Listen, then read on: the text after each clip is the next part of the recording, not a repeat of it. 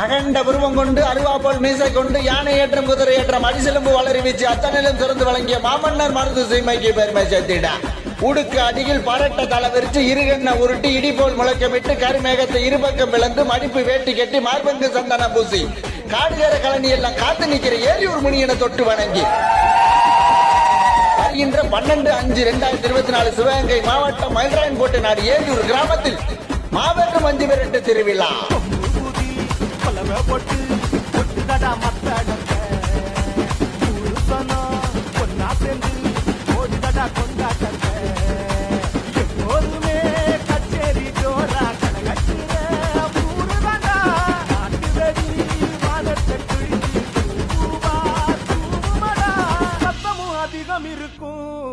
இங்க சத்தியமும் நிறைஞ்சிருக்கும்.